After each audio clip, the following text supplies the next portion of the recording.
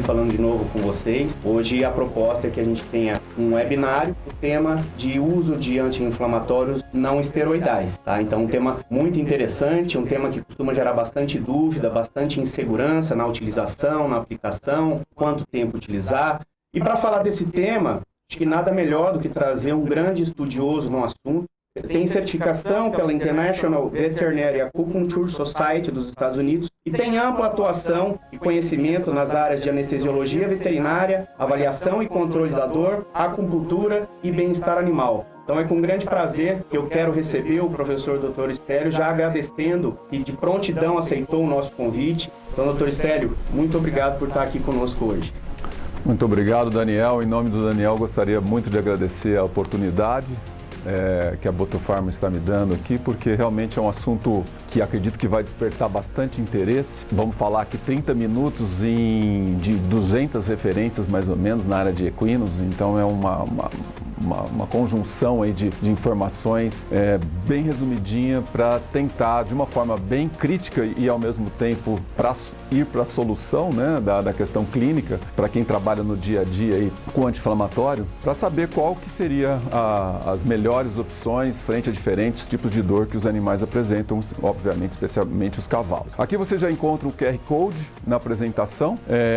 Esse QR Code vocês podem baixar com o aplicativo, pode fotografar. Então vamos dar início. Análise crítica do uso de anti-inflamatórios em equinos, da crítica à solução. Do ponto de vista do sumário, nós vamos começar com a classificação de uma forma bem rápida e, obviamente, isso tudo vai ser aplicado de uma forma na clínica. O mecanismo de ação, essa coisa da COX-1 e COX-2, né? Quais são as implicações disso, se isso faz diferença na nossa rotina, do ponto de vista de incidência de úlcera, de efeitos adversos, por exemplo. A farmacocinética diretamente aplicada na nossa rotina também, faz diferença aplicar por via oral, por via injetável, tempo de duração, alimento prévio ao uso do fármaco por via oral, se faz diferença ou não. Eu acho que são informações bem relevantes em relação a isso, para o nosso dia a dia, né? Os efeitos terapêuticos propriamente ditos e depois a gente vai finalizar com a parte de segurança e toxicidade. E eu vou fazer de uma forma bem comparativa, não vou ficar falando de fármaco por fármaco, mesmo porque não teria tempo, né? Então a gente vai fazer meio que um apanhado geral para se ter uma ideia comparativa mesmo. Quem vai concluir é vocês aí no final,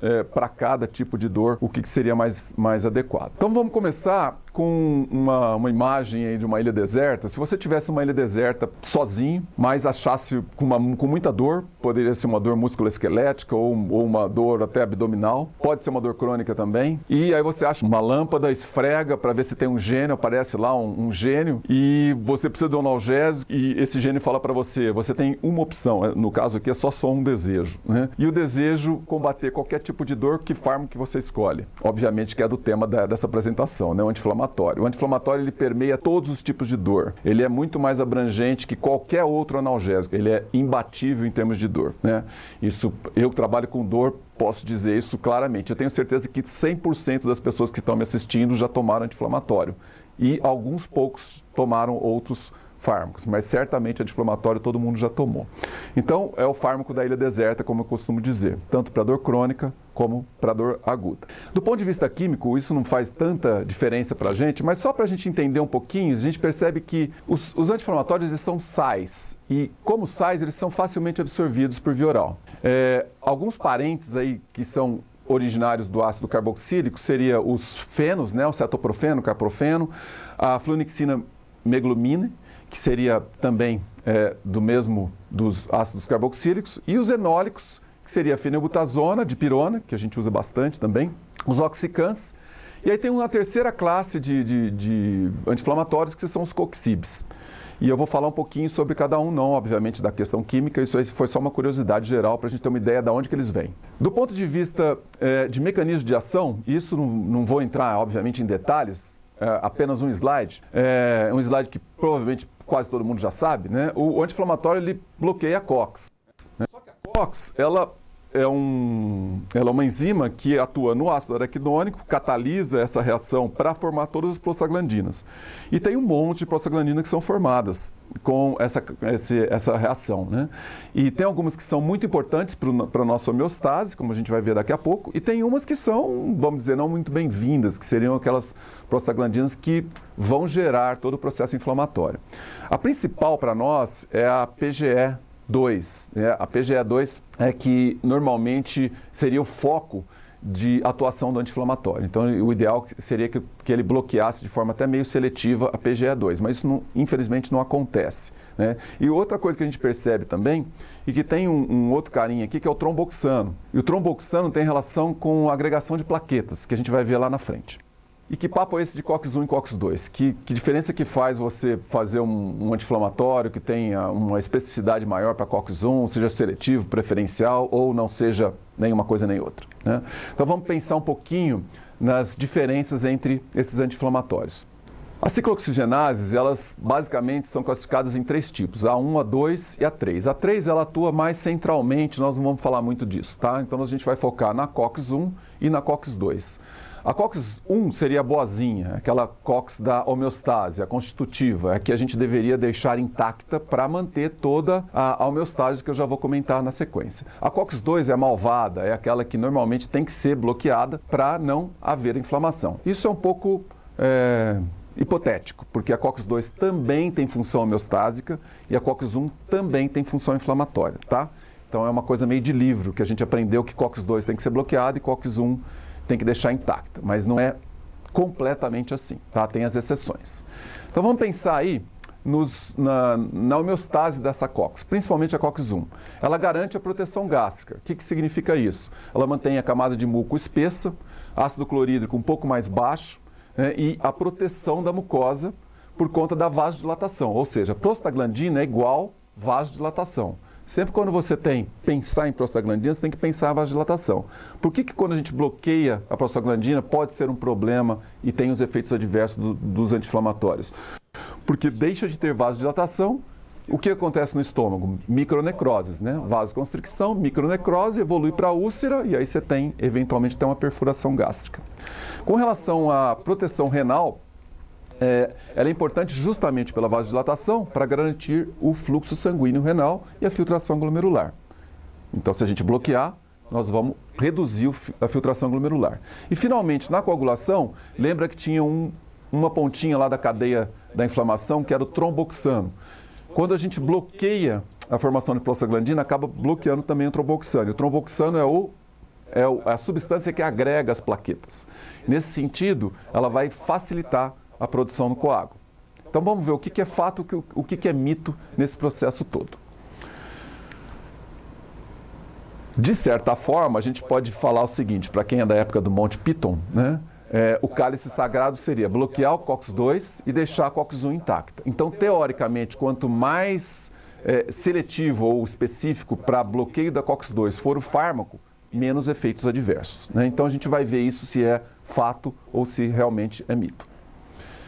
Bom, antes disso, eu preciso falar para vocês qual que é a relação de COX-2 e COX-1 dos anti-inflamatórios em equinos. Então, essa é uma imagem aí do nosso livro.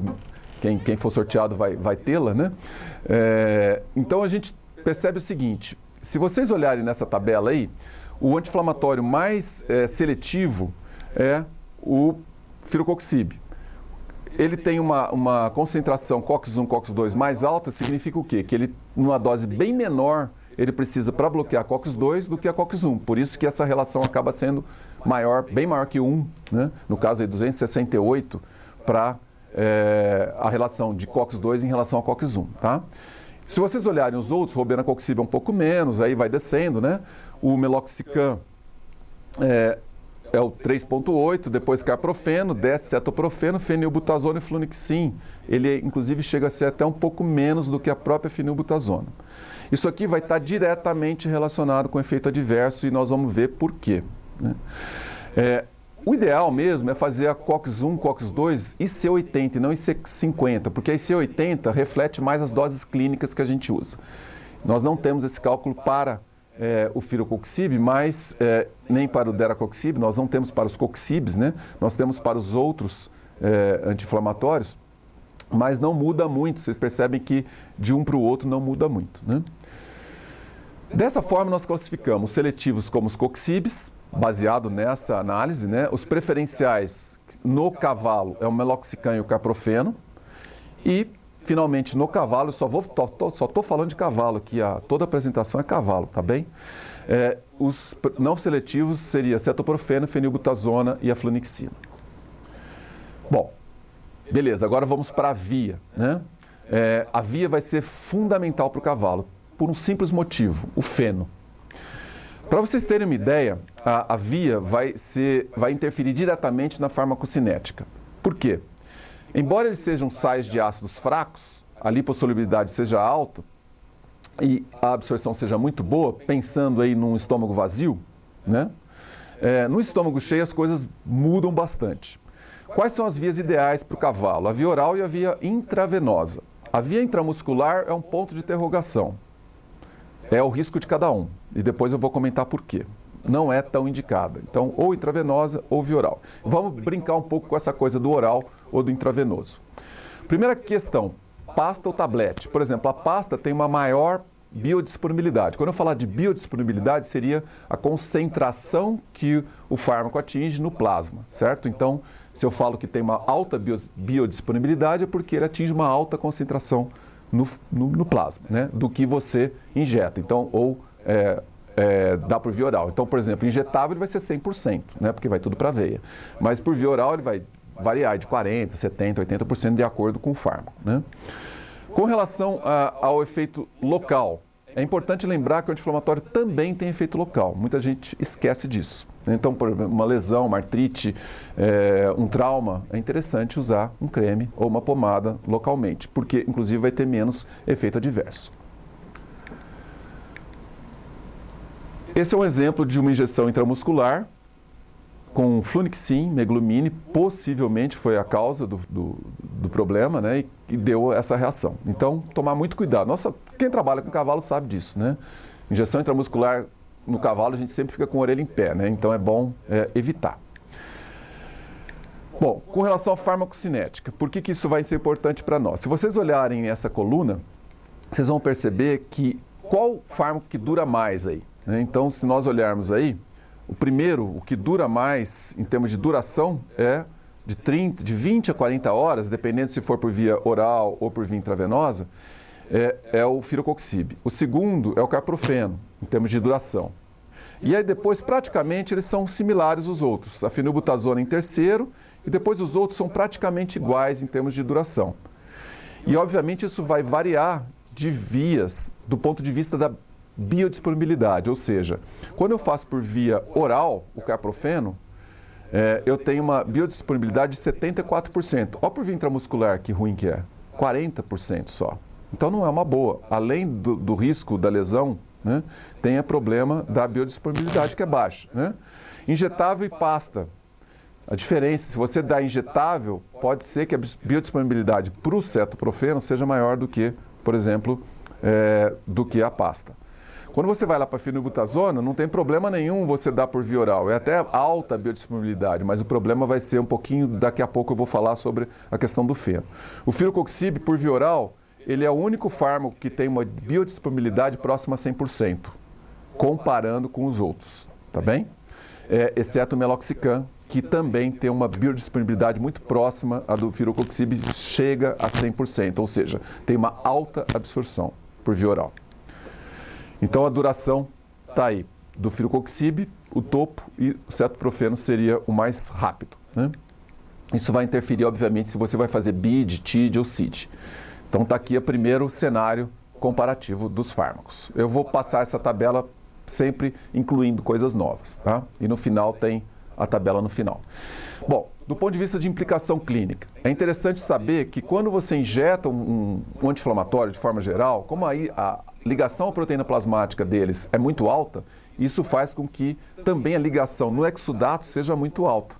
Então ele é interessante porque ele passa muito para um processo articular, por exemplo. Então ele atinge concentrações na sinóvia altas, o que é favorável pensando numa osteoartrite, né? Do ponto de vista de oferta do alimento e biodisponibilidade, isso aqui é uma dica fundamental para o nosso dia a dia, né? Faz uma diferença brutal você usar um anti-inflamatório com animal em jejum ou um animal que acabou de se alimentar de feno especificamente. Esses estudos foram feitos com feno. Fenilbutazona. Nós temos aqui Cmax, que é a concentração máxima que atinge o anti-inflamatório, e o Tmax, que é o tempo máximo que atinge aquele anti-inflamatório por via oral. Estou falando de via oral. Então, por exemplo, para a fenilbutazona, se você faz jejum, sem jejum, você tem aí até 13 horas para aquele fármaco atingir o tempo máximo. Com um monte de picos, tem umas 3 ondas de picos, né, quando você não faz jejum. Quando você faz jejum de algumas horas, dá 6 horas e está fazendo efeito. Só para dar um exemplo, a gente fez uma pesquisa com a Universidade de Pensilvânia e a gente percebeu que lá todos os animais recebiam anti-inflamatório fenilbutazona no pós-operatório. E a gente percebeu que os animais ficavam com muita dor no pós-operatório imediato. E eu até comentei com um colega lá, que é o professor lá da Bernard Drissing, né? Era uma orientada minha que estava lá, a gente fez um trabalho em parceria, como tinha alto score de dor desses animais no pós-operatório. Por quê? Justamente, e depois eu não sabia disso, inclusive, né?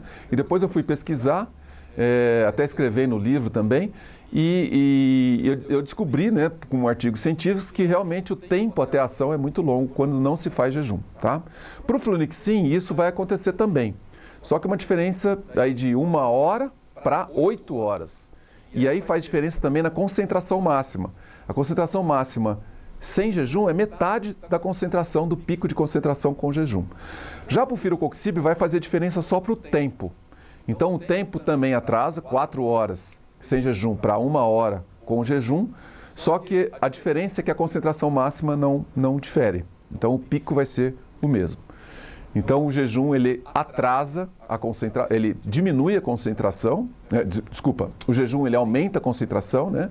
E diminui, ou seja, agiliza o efeito do fármaco, né? Então uma dica interessante, se eu quero um efeito rápido, tem que estar de jejum, ou faz injetável por via intravenosa. Então esse aqui é o Tmax, né? Inibição das prostaglandinas. Por que isso vai ser importante? Porque no processo inflamatório você tem a PGE, né, que é a prostaglandina mais importante. A fenilbutazona inibe por em torno de 24 horas, o mesmo para o firocoxib. Quando não tem informação é porque não tem na literatura. Não estou colocando só alguns anti-inflamatórios aqui, tá? Eu estou colocando o que tem na literatura. O Flunixin inibe por 12 horas. Então a gente tem uma inibição tão demorada do firocoxib quanto para fenilbutazona, que é a queridinha, vamos dizer aí, do pessoal que gosta de trabalhar com osteomuscular, né? Então, nessa escolha do fármaco é importante a gente pensar nisso também. Na coagulação, fato ou mito o fato dos anti-inflamatórios interferirem na coagulação? É um fato que o anti-inflamatório diminui tromboxano, todos eles praticamente, né? Nós não temos estudos com os coxibs, na verdade nós temos um estudo com o firocoxib só, em que não interfere no tromboxano, mas nós não temos estudos com os outros coxibs, tá? Mas todos eles diminuem tromboxano. Mas na prática não faz a mínima diferença isso, porque eles não afetam a agregação ou a função plaquetária. Então, na prática, não precisa se preocupar com maior sangramento quando se usa anti-inflamatório. É um mito isso. Às vezes a pessoa que vai fazer uma cirurgia, não posso usar anti-inflamatório antes porque vai aumentar sangramento. Isso é um mito. Não tem nenhuma fundamentação, nem em cavalos, nem em outras espécies domésticas, tá? Nenhuma espécie doméstica tem fundamentação isso, tá bem? Então não precisa se preocupar, pode usar anti-inflamatório à vontade quanto a essa questão da coagulação. Com relação ao tromboxano, acabamos de ver, né? Agora vamos parar de falar dos efeitos adversos e vamos falar um pouquinho dos efeitos terapêuticos, né? Não vamos falar só mal, né, dos anti-inflamatórios, vamos falar um pouco das coisas boas, né, que eles trazem para nós. E nós sabemos que realmente são infinitas as possibilidades da gente usar uma analgesia provida pelos anti-inflamatórios. Então, a ideia, obviamente, do anti-inflamatório é tratar a dor e a inflamação. Então, tanto o osteomuscular, principalmente, que é o que os animais mais padecem no dia a dia, e também tem a questão da dor abdominal, como situações mais raras, mas que também ocorrem. Do ponto de vista de dose e efeito, quanto maior a dose, maior a duração. Será que isso vale a pena você, por exemplo, aumentar a dose de um anti-inflamatório para ter um efeito maior? A resposta é não. Não adianta aumentar a dose, a não ser que você pense em atingir nível plasmático. Por exemplo, tem alguns estudos com firocoxib que é interessante você usar uma dose de ataque de 0,3 mg por quilo para ter um bom nível plasmático para depois manter com 0,1 miligrama por quilo. Agora, aumentar a dose para aumentar o efeito analgésico não tem resultado. O que aumenta é a duração. Então, por exemplo, se eu aumento a dose de 2 para 8 miligramas por quilo de fenilbutazona, eu incremento o efeito para 24 horas, só que tem um efeito adverso, né? De flunixin, de 1 para 2, eu tenho com 1, 16 horas. Com 2 miligramas, eu tenho 24 horas. Então, é de se pensar, se você quer fazer uma aplicação única por dia, é interessante fazer uma dose maior, mas tem um efeito adverso. E o meloxicam, de acordo com as doses 0,2, 0,5 ou 1 e até 2, a dose ótima foi 0,6 miligramas por quilo para artrite experimental. Então, aumentando a dose, não aumenta o efeito, tá? Não tem vantagem clínica. Vamos agora entrar na área osteomuscular. Então, tudo que eu vou apresentar aqui é comparativo entre um anti-inflamatório e outro, né? Do ponto de vista de eficácia analgésica. Então, esse é um quadro comparativo. A gente já viu o lado da inibição do tromboxano, né? Então, do ponto de vista de carprofen, cetoprofeno, firocoxib, flunixin, meloxicam, o tempo de inibição, isso é bom? Não, não é bom, porque inibir o tromboxano, lembra que tem a ver com a coagulação, embora eles não causem interferência na coagulação. Então, o firocoxib não inibe, os outros inibem, alguns por menos tempo, o meloxicam por menos tempo, enquanto que a flunixin, por exemplo, e o cetoprofeno por 24 horas. Vamos agora falar direto dos efeitos clínicos propriamente ditos. Nós temos 4 modelos experimentais aí, de estudos. O primeiro seria a osteoartrite natural, que é o ideal para nós, né? A osteoartrite experimental, que eles induzem com lipopolissacarídeos, injetam alguma substância dentro da articulação e veem. Normalmente é um estudo rápido, né? O animal apresenta dor por algumas horas. E em situações crônicas é uma outra abordagem. E finalmente em síndrome do navicular. Na claudicação por osteoartrite tem um estudo comparando fenilbutazona com firocoxib. Lembra que a fenilbutazona é a queridinha do pessoal que trabalha aí na área ortopédica, né? Não tem diferença, né? Se a gente comparar, a redução da claudicação ocorreu tanto para a fenilbutazona como para firocoxib, 87% versus 85%, sem diferença. A diferença foi que ambos eles aumentaram o pico de força vertical, né? Então, diminuíram a claudicação, tá? Ambos reduziram o edema. Só que quando compara-se firocoxib versus fenilbutazona, o firocoxib foi superior para reduzir o score de dor, a palpação, né? Para diminuir a circunferência do membro, ou seja, fica menos inchado, menos edema no local, né? E o maior score de movimentação. Então, nesse caso, foi ponto para o firocoxib. Voltando agora, só para quebrar um pouco aquele paradigma de que a fenilbutazona é o ideal para osteomuscular. Comparando com cetoprofeno, que seria a terceira coluna aqui, a gente percebe que a diferença também é favorável mais para o cetoprofeno. Isso aqui é a inibição, é um estudo mais experimental, né? Mas a diminuição da prostaglandina no fluido sinovial, ela ocorreu em ambos os casos, tá?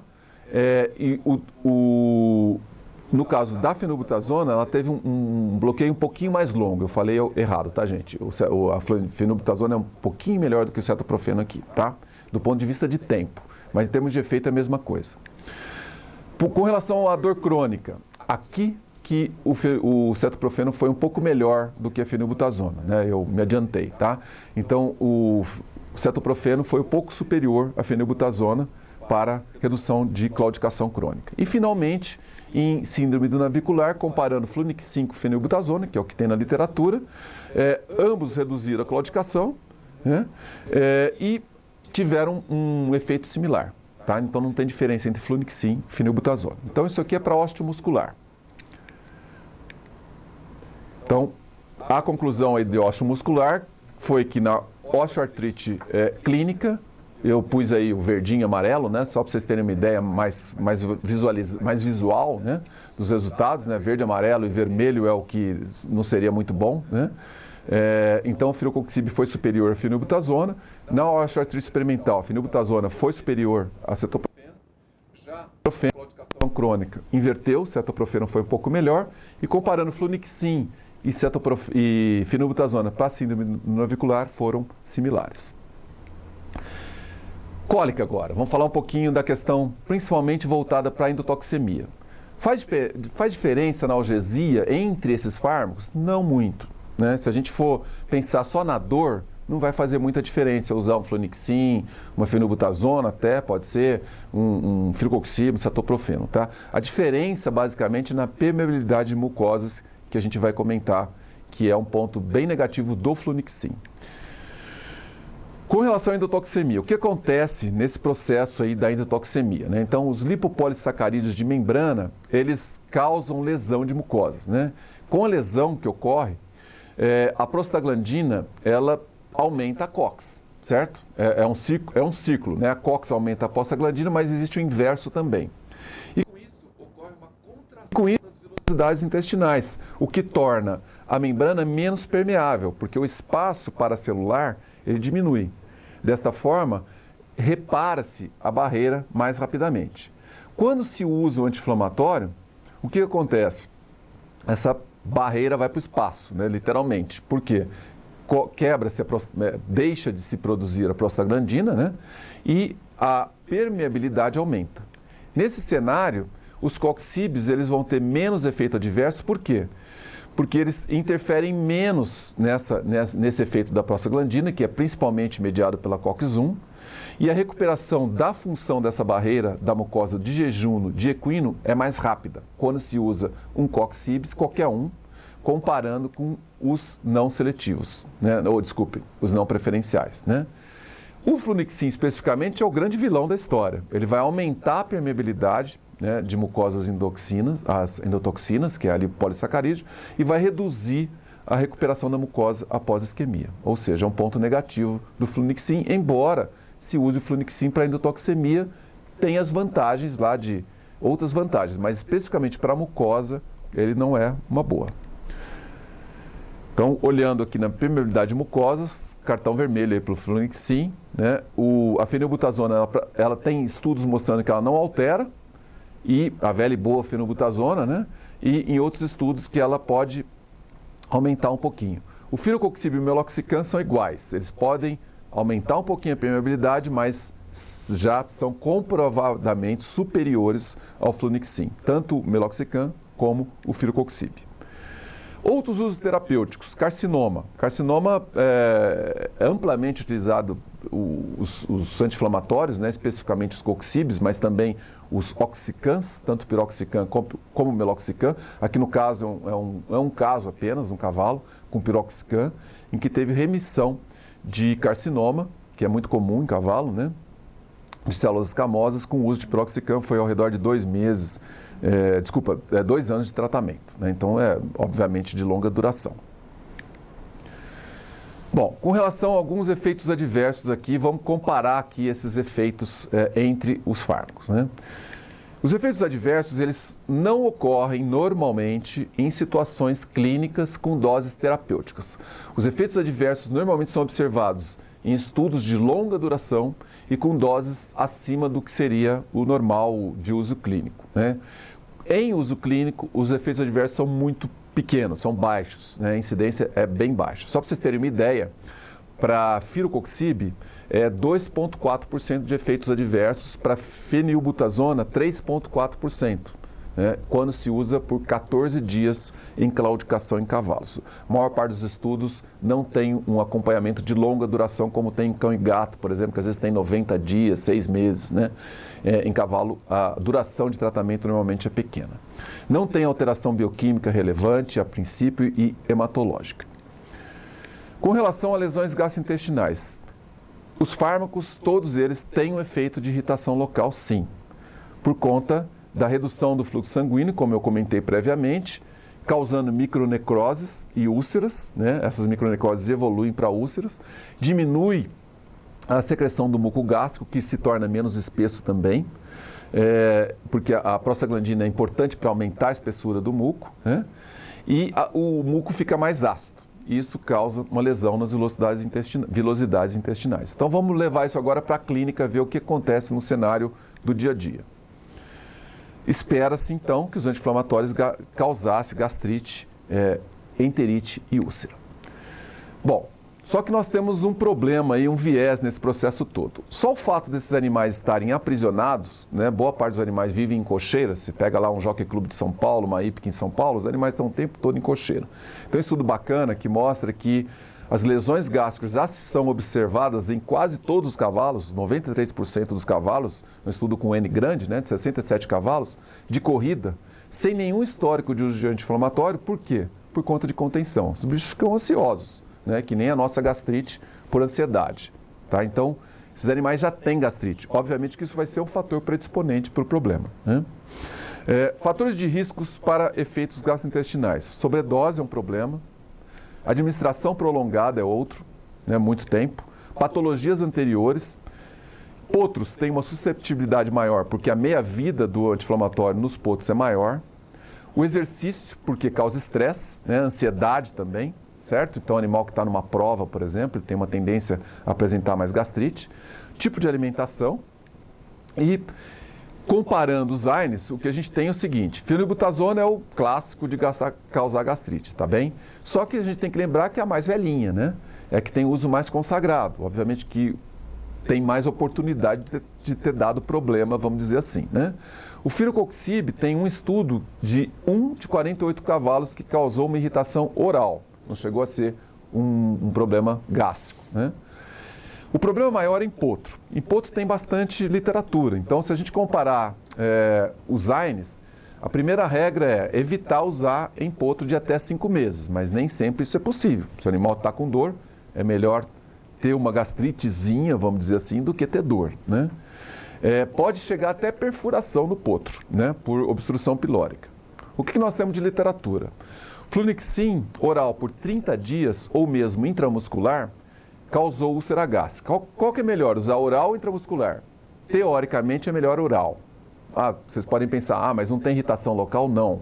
É que vai ter menos pico plasmático e o efeito adverso vai ser menor. Então, o oral é melhor do ponto de vista de úlcera gástrica do que o injetável, tá?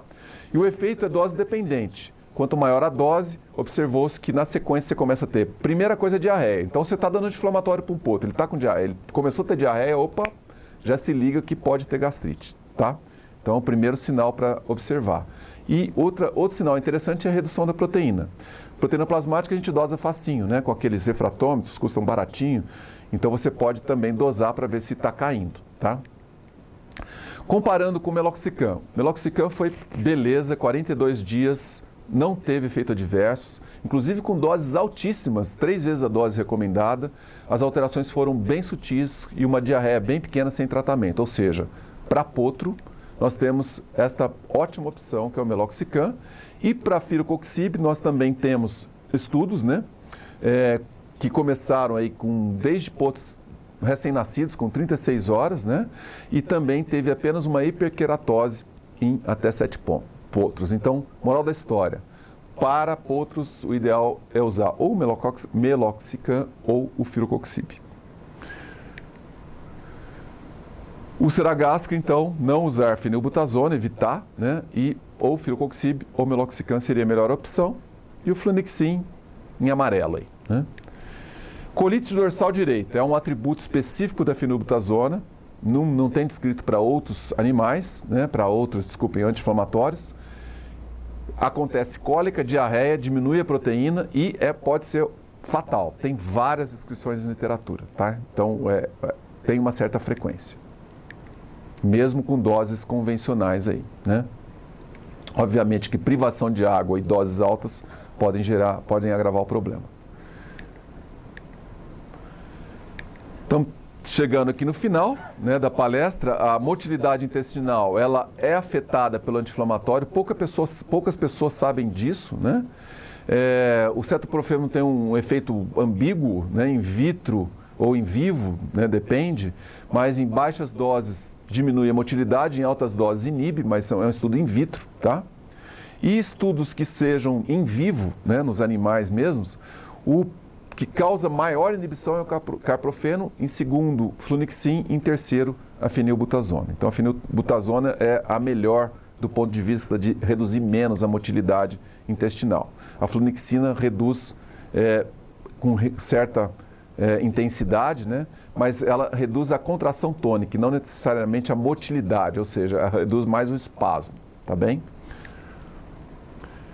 E então a motilidade intestinal, o pior cenário aí seria com o carprofeno. E finalmente, as lesões hepáticas, elas são pouco importantes em grandes animais, a não ser que os animais já estejam com outros problemas paralelos, né? Então, por exemplo, pós-cirurgia de cólica, né? O animal já sofreu uma hipotensão transoperatória, ele tem uma desidratação, um choque, tomou aminoglicosídeo no pós-operatório, é comum a gente ter insuficiência renal. Então, tem outras situações pré-existentes aí que vão gerar uma agravação do problema, né? Mas sabe-se que a fenilbutazona, meloxicam e flunixin diminuem a diurese, tá bem? Então é importante a gente saber disso aí. Não tem importância se é COX-1 ou COX-2 nesse caso, porque ambas as enzimas são importantes para esse processo. Então, toxicidade, para concluir, o pior seria a fenilbutazona, flunixin, cetoprofeno, carprofeno, e o meloxicam e firocoxib praticamente se empatam aí em termos de menor toxicidade. Cicatrização. Muita gente fala, o anti-inflamatório interfere na cicatrização. Isso é um mito. Por quê? Ele interfere na cicatrização de ratinho, estudos controlados, com punchzinho, etc. Mas ele não interfere na cicatrização clínica, de ferida que você vai trabalhar, por exemplo, contaminada, ou mesmo de feridas, por exemplo, pós-operatórias. Muito pelo contrário, reduz o edema e facilita a cicatrização. Não tem evidência nenhuma, nem no ser humano, que o anti-inflamatório inibe a cicatrização, tá bem? E, finalmente, outra questão também, consolidação de fratura, também é um mito, né? Estudos no homem de meta-análise mostram que não interfere na consolidação de fratura, ou então, por favor, usem anti-inflamatório em cirurgias ortopédicas ou cirurgias tecido mole, tá bem? Que não tem problema em consolidação de fratura, e preferencialmente antes da cirurgia, por conta de analgesia preventiva. Associar AINES não é uma boa ideia, tá bem? Não tem vantagem. Às vezes tem uma pequena vantagem, mas a toxicidade é muito alta. Então, inclusive com óbito. Então, não é uma boa ideia. E para concluir, esta é a posologia dos anti-inflamatórios. Como vocês têm o material aí, é só baixar. Eu vou ter o QR Code na sequência, tá? Mas aí tem se é CID, se é BID, etc. Só olhando um pouquinho na questão do flunixin, por exemplo, seria interessante até que fosse BID e não CID, tá? O efeito dele é 12 horas, né? Quase todos os outros, carprofeno, o firocoxib pode ser CID, fenilbutazona, BID ou CID, o ideal é BID também, tá? Então, aí depende da escolha de cada um, se vai fazer a medicação uma vez por dia, ou 2 vezes, ou até 3 vezes por dia. E essa é a tabela final, né? Contendo toda a informação aí, inclusive com a toxicidade, eu acho que vocês mesmos podem concluir. É importante lembrar que se a gente focar em osteoartrose ou problemas de locomotor, tem aí é só olhar os verdinhos, né, ver qual que é mais favorável. Obviamente depende do número de estudos, às vezes não tem informação, quando o quadradinho não está preenchido porque não tem informação, né, mas dá para vocês verem aí as diferenças entre eles. Na cólica, eu acho que eu já ficaria mais, eu já vou, né, ser mais tendencioso, vamos dizer assim. É interessante trabalhar, se você pega no comecinho de uma cólica, você pode até fazer qualquer anti-inflamatório, mas a partir do momento que você tenha comprometimento, um quadro de endotoxemia, não faça flunixin, né, não é ideal. É interessante já trabalhar ou com o meloxicam ou com o firocoxib. Então, a primeira pergunta que eu gostaria de fazer, professor, quando se utilizar o anti-inflamatório não esteroidal e quando se utilizar o corticoide? Opa, essa pergunta é boa, hein? Bom, eu não uso corticoide para nada, né? Eu costumo dizer que corticoide é bom quando você tem uma bola de cristal e sabe que o animal vai ser atropelado, ou no caso de pequenos, né, animais, aí você eventualmente usa o corticoide antes, né? Porque antes é interessante, né? Mas depois que aconteceu o problema é difícil, né? Eu particularmente não recomendo, pensando em dor, né? Obviamente eu não vou falar de corticoide aqui, tem gente que usa injeção de corticoide intraarticular, né? Aí é uma outra questão, né? Embora também haja evidências que o corticoide piora a reparação da cartilagem, então eu também não recomendo, mas é uma prática comum, né? Muita gente injeta corticoide, às vezes até em ponto gatilho, né? Mas eu, particularmente, não sou adepto do corticoide, para nunca. Tá? Exceto talvez um choque anafilático, mas não é o caso em cavalo, né? É raro você ter alguma situação desse tipo, né? Eu, particularmente, não vejo uma indicação de corticoide. Joia.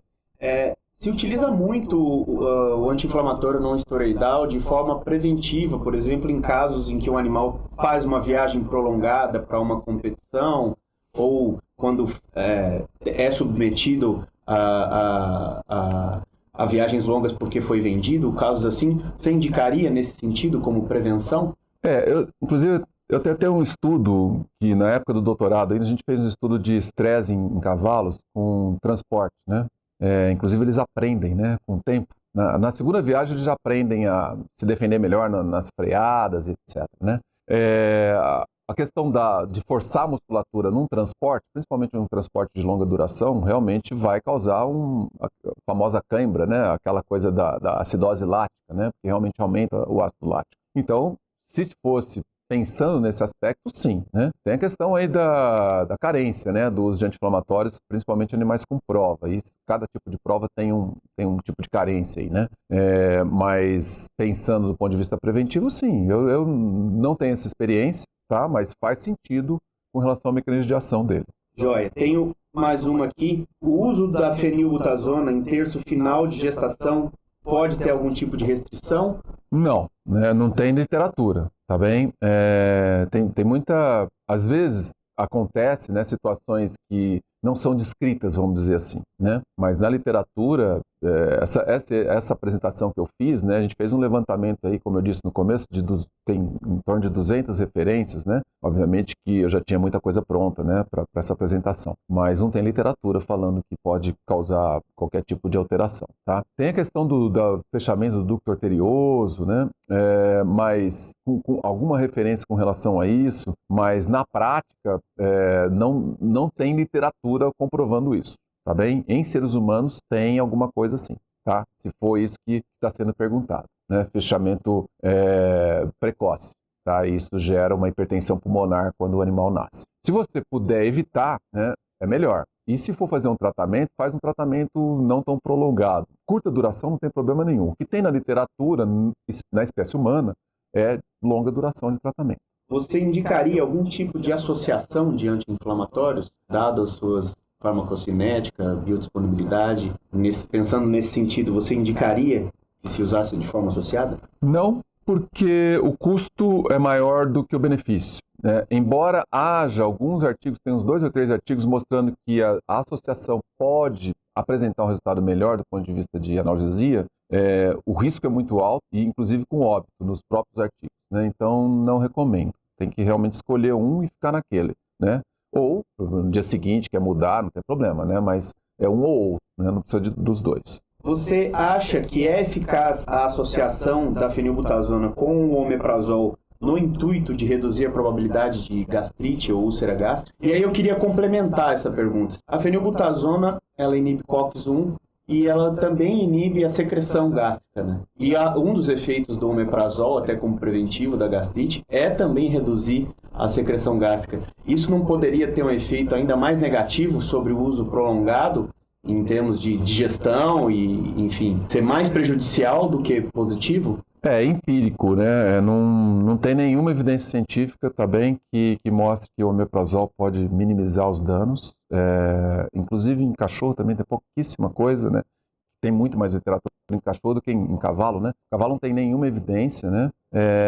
E eu acho que a segurança aí, de acordo com vários estudos, no material que eu passei aí, vocês vão ter o tempo de tratamento, né? Então eu acho que dá para usar sem o uso de omeprazol, tá bem? Lembra que o alimento, ele atrasa a absorção. Então, por exemplo, você pode, dependendo do inflamatório que você usar, você pode usar com alimento. É interessante, né? Porque, embora ele atrasa, no caso do firoxib especificamente, a concentração máxima não muda. Ele só vai atrasar. Então vai para 4 horas, por exemplo, em relação a 1 hora sem, né? Com o jejum, né? Então pode dar com alimento, né? O próprio Flunixin também, o Flunixin não tem pasta, mas o meloxicam, que pode ser usado por via oral também, né? Então atrasa, mas no fim tem um efeito também, tá? A não ser que você queira um efeito mais rápido, mas aí é melhor aplicar por via intravenosa. Né? Tem uma pergunta sobre uma parte que você falou aqui na apresentação, professor, que se então a indicação é sempre fazer os anti-inflamatórios não esteroidais com o animal em jejum. Isso potencializaria a ação? Foi correta essa afirmação? Mais ou menos, né? Vamos pensar assim, eu quero analgesia rápida, certo? Aí você tem que, de jejum é melhor. O jejum que eu falo é um jejum curto, viu? De 2, 3 horas. Não é um jejum que nem a gente faz para anestesia, né? É um jejum de poucas horas, né?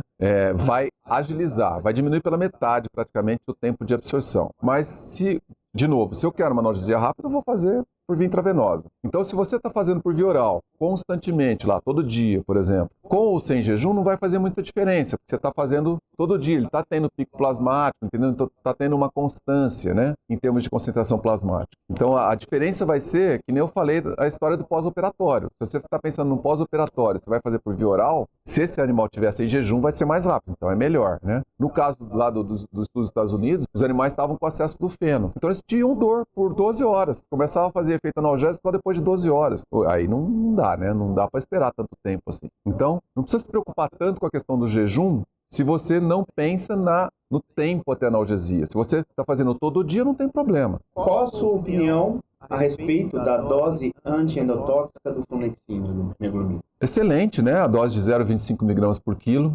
Inclusive, ela é superior. Eu tive que cortar alguns slides por causa do tempo, né? Mas ele é superior em termos de redução de temperatura, redução de frequência cardíaca. O flunixin foi superior ao firocoxib para comportamento, né? Mas ele foi inferior ao firocoxib e ao meloxicam também com relação à permeabilidade. Então, se a gente for pensar em endotoxemia, use ou meloxicam ou firocoxib, pode usar na dose convencional deles, certo? Porque você vai ter, além do efeito anti-endotoxêmico, você vai ter um menor risco de permeabilidade, tá bem? Você disse que o aumento da dose do anti-inflamatório não esteroidal não necessariamente aumenta o seu efeito. Porém, se ele for feito administrado 2 vezes ao dia, isso não seria ideal para todos? Depende da farmacocinética, né? Então, por exemplo, para o carprofeno e para o firocoxib é só CID, porque a duração dele, né, que é a meia-vida, né, de eliminação, ela se basta para um dia. Se você pega, por exemplo, o flunixin, tá claro que esse regime que a gente faz a cada 24 horas não é o ideal, porque ele dura de 12 a 16 horas só. Então, o ideal seria fazer, por exemplo, BID, 2 vezes por dia. Só que aí você tem o problema da dose. A dose ótima que você vai achar na bula é a dose terapêutica. Se você reduzir a dose, você não vai ter o mesmo efeito terapêutico. E se você aumentar a dose, não adianta, porque você está dando um excesso desnecessário, certo? Para o flunixin especificamente, se você pular de 1 para 2, você tem um risco de efeito adverso. Para a fenilbutazona também. Tem um efeito de 24 horas, só que com 8 mg por quilo, não aconselho. Então, você vai usar a fenilbutazona, usa 2, por exemplo, a cada 8 horas, aí pode ser. Ou o flunixin, você pode usar meio a cada 12 horas, mas seria melhor do que usar 1 a cada 24, por exemplo. Há evidências de que o uso prolongado da fenilbutazona possa causar diarreia em animais que estão participando de prova? Sim, é o primeiro sinal que você tem de problemas gastrointestinais, né? O primeiro sinal é diarreia, né? Então, realmente, tá? Pode acontecer, né? A fenilbutazona, inclusive, tem problemas, por exemplo, com relação à penicilina, né? Mas qualquer fármaco, não só a fenilbutazona, qualquer anti-inflamatório pode causar diarreia por causar alguma enterite, tá bem? Mas a fenilbutazona, como eu disse, é a que tem maior toxicidade. Notei que o firocoxib funciona para alguns animais, porém para outros não, em relação a efeitos sobre dor crônica de locomotor. Qual seria a explicação? Ou seria melhor para dor aguda ou crônica? Na verdade, qualquer anti-inflamatório você vai sentir isso, né? Porque assim, às vezes, o grau de dor crônica que o animal tem, o anti-inflamatório não vai ser suficiente, né? O anti-inflamatório, a dor ela é multidimensional. Então, por exemplo, é que a gente tem essa cultura mais na área de grandes, de usar anti-inflamatório, a gente não usa muito outros fármacos, né? Em pequenos, por exemplo, a gente usa um monte de fármaco, né? Anti-inflamatório, opioide, gabapentina, metriptilina, amantadina, né? E dor crônica, um fármaco só não funciona, tá? Você vai ter uma melhora, pode eventualmente ter uma melhora, mas não vai funcionar. Tem animal que você não vai conseguir resolver o problema só com anti-inflamatório, certamente. Então, provavelmente o caso que você teve, ou alguns casos que você está tendo, nenhum anti-inflamatório funcionaria. Porque não é suficiente, você teria que entrar com outras opções. Para cavalo é difícil mesmo, a gente tem um pouco de experiência com a amantadina, né, que é um fármaco que dá para manipular, não fica o custo não fica tão alto, mas dor crônica é um quebra-cabeça mesmo, é difícil. Só complementando, professor, se você me permite, existem trabalhos mostrando hoje que em relação à dor aguda, que também foi uma parte da pergunta dela aqui, que o uso do firocoxib com o triplo da dose, ou seja, 0,3 mg por quilo, tem um efeito extremamente eficaz contra essa dor aguda. E daí depois se aconselha fazer a dose de manutenção no 0,1 mg por quilo, que é a dose convencional. Então tem trabalhos mostrando uma eficácia bastante grande em relação à dor aguda nessa dosagem. Professor, quero agradecer mais uma vez e conte com a gente sempre que precisar também. Prazer realmente estar aqui, né? Eu acho que é um tema extremamente abrangente, muito fornecer subsídio para abater a dor dos animais.